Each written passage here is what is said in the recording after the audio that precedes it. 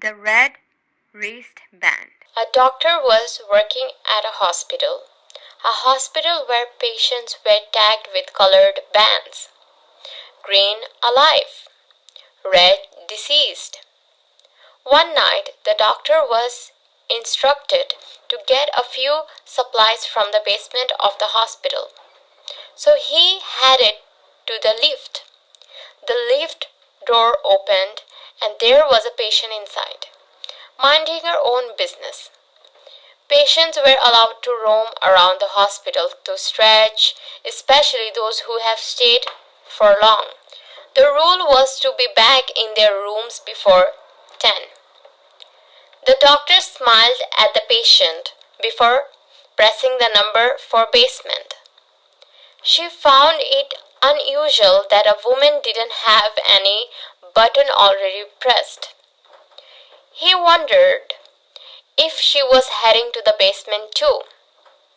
The lift finally reached the floor, where the doors opened. In a distance, a man was limping towards the elevator, and in a panic, the doctor slammed the elevator door closed. It finally did.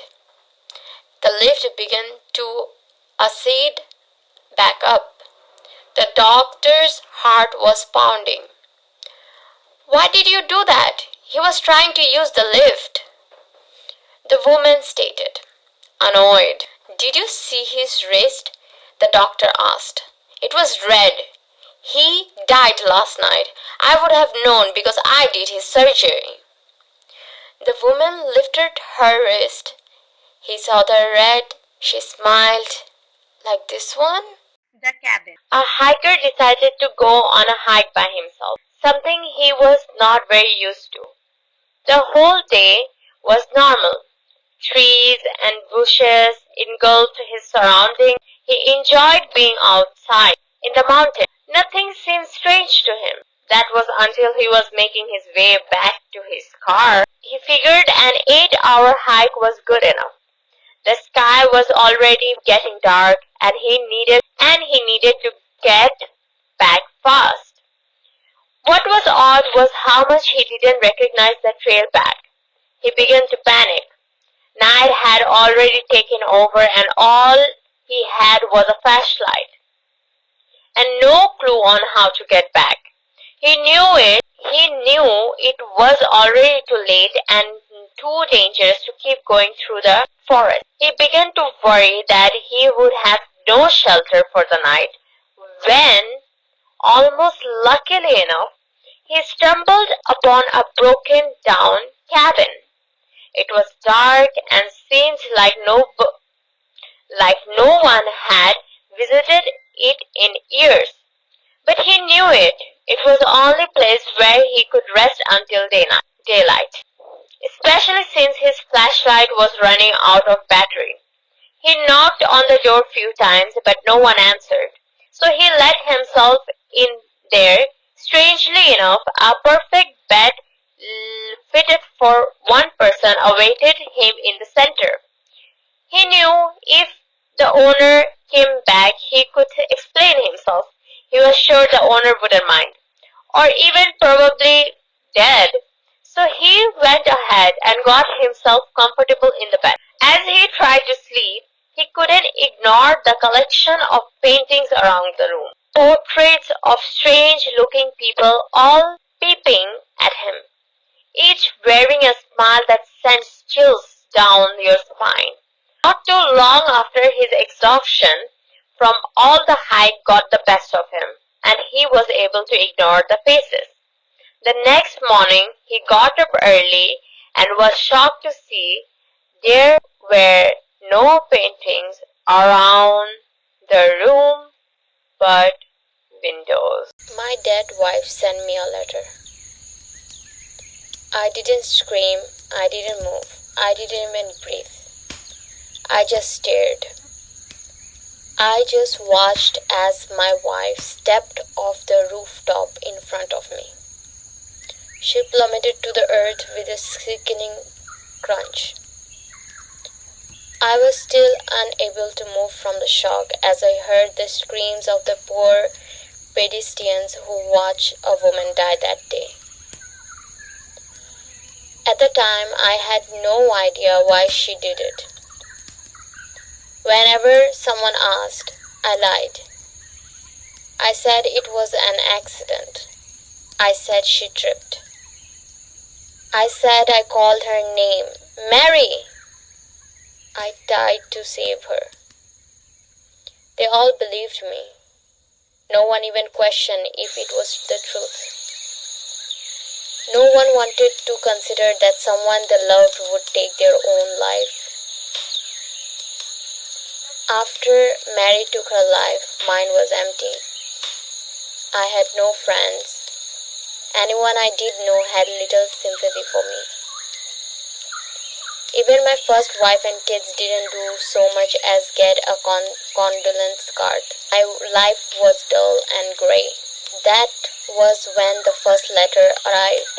Dear John, I opened it walking to my house from the mailbox. I almost collapsed. It was Mary. I would recognize her handwriting anywhere. I ran inside my house and began to read the letter from my dead wife. Dear John, I loved you so much. I truly did. But I loved you so much it began to hurt. It began to hurt because it was clear that you didn't love me. What? What? I was so confused I couldn't hold it in. What did she mean? If she loved me so much as she said she did, then she wouldn't have taken everything from me. I read on. It was little things. The way your smile would disappear slightly when I walked into the room. The way you didn't hug me or hold my hand. The way you got angry at every little thing. It swiftly progressed. You never smiled. You refused to be affectionate. You were angry all the time. What a sick joke. I thought that maybe someone that hated me might be playing a sick joke. Maybe one of my neighbors found out and decided to have some disgusting fun. I didn't bother reading the rest. I tore it up and threw it into the fireplace later that night. A few more days passed, and I forgot about that sick joke of a letter. I went to work and returned. The house was too quiet nowadays, so I usually drink while I listen to the radio. One night, however, there was a knock on the door. I left my seat and opened it. Nothing, I thought at first, but then I looked down and saw another letter. Grabbing it, I returned to my seat and I tore it open and started reading. Dear John, you burned my last letter. Why would you do such a heartless act? Well, it's just in your need. Huh? How would they know I burned it? I didn't tell anyone about the letter, nevertheless about burning it. It's rather funny in a way, given that everything you touch gets destroyed in one way or another. I was speechless. I skimmed through the rest of the letter. It was full of insults and lies. I downed the rest of my drink, then once again threw the letter onto the fire. The moment paper touched the flames, a loud noise startled me. It came from above me, so without thinking I ran upstairs. My bedroom door was open. It swung widely due to the wide open window in my room. I entered my room, but as I was going close to the window, I noticed it. Large red text on the wall. Regrets again? My head started hurting, and I began to feel sick. What a horrible practical joke to play. And to break into and vandalize my house? That was too far. I decided I should get the police involved. I reached into my pockets. Damn it, I thought, as I felt nothing. I walked back down the stairs into the sitting room. The radio was playing news as I searched for my phone. I looked around the room until something caught my attention. A local woman, Mary Cooper, died in an accident last night. The local police say 27 years old school teacher, tragically fell to her death, married to a disgraced businessman, John Cooper. Most well known for the usually calm and professional voice, became hysterical and destroyed. You killed her, didn't you, John? No, no, no, I shouted. She loved you and you blamed her. You are a monster. You are, I picked up the radio and threw it across the room, cutting off the horrible voice. I couldn't take any more lies. I did not kill my wife. I loved her. I left my entire life for her. Why did I do that? Maybe I am a monster.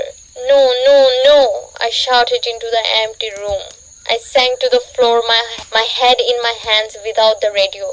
The silence was sharp and painful. It filled the house. It filled my head, just silence, until it was broken. A knock on the front door again. That damn thing is going to pay this time, I thought as I got to my feet and yanked the door open aggressively. Nothing. No one was there. No one was in the street. There was no one anywhere. Then hesitantly, cautiously, I looked down. When I looked down, I saw the city beneath me. I turned around and realized where I was. The rooftop. Mary stood, gazing out the city. I stood silently. But then I didn't. I don't love you, I said painfully. She looked at me and said, I know. I hate you. She didn't say anything. I want you out of my life. I want my old life back, my actual wife and kids. She turned away from me and back towards the city. Do it. If you love me, then die for me. As soon as those words left my mouth, I watched as Mary stepped into the nothingness. I didn't scream. I didn't move. I didn't even breathe. I just stared. I just watched. I stood there for a moment, back outside my house again. I went inside. I killed her. I killed Mary. And I'm so sorry. I just wanted my old life back. Before I even knew she existed. I didn't deserve her, but I do. The only two choices ahead of me. Live with the guilt or don't. I think I have made up my mind already. White with red. A man just moved into an apartment and heads to the receptionist to get his keys. The receptionist gave him the keys with a smile but warns him not to disturb the door with no numbers on his floor. He wondered why, but didn't bother to ask. He was too busy with his new apartment to care. After he finished unpacking, he began to get curious. He questioned everything. And so he stepped out of his apartment to check the door with no numbers. He tried the doorknob first, but it was locked.